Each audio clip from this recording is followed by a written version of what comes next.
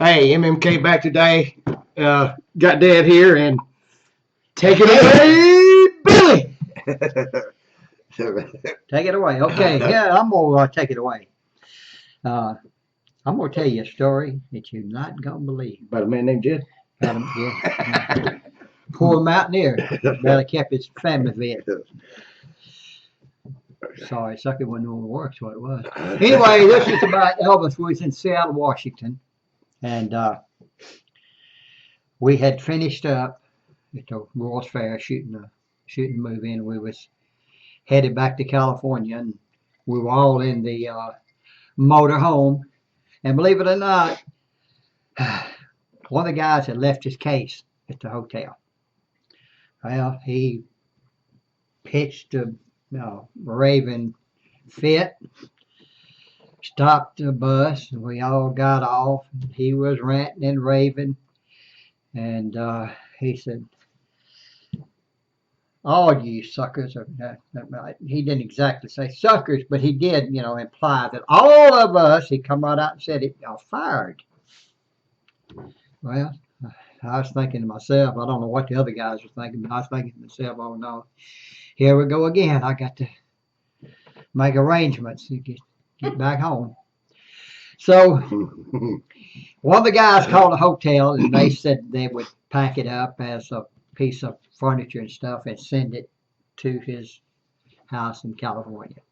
So Joe took care of that, and uh, Marty, he was talking with Elvis, and Elvis didn't want to blame one guy, so who actually was supposed to take care of it, and I won't say who it was, but anyway, he didn't want to blame one, so all of us would get blamed. All of us got fired.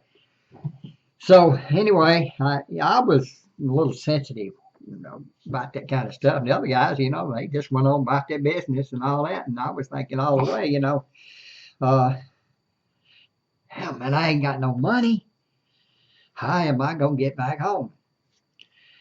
So I'm worried about that, and these guys are all sitting around.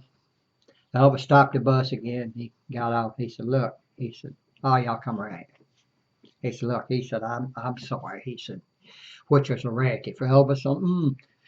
But he said, I'm sorry." He said, he said, "I blew my stack and all." He said, "All you guys," he said, "you're not fired. All of you still working." He said, "I just wanted to let you know." He said, "So we continue on with the journey here. We always do it, have a good time." And so we all got back on the bus. And, I guess about an hour later, he said, "Look," he said, he said, I've thought it over." And he said, "I'll make it up to y'all." He said, "I'm going to give all of you a raise."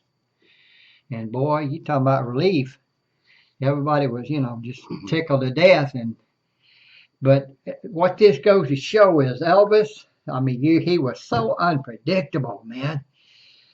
I mean, I thought firing and hiring was an everyday occurrence. It really, I mean, he'd fire us one day and hire us back the next and give us raises. And I mean, but that was the way he was. But his way of saying he was sorry was by giving us a raise, And he was quite a character. You had to know him, boy, but if you knew him, you couldn't help but love him. I mean, he was just that way.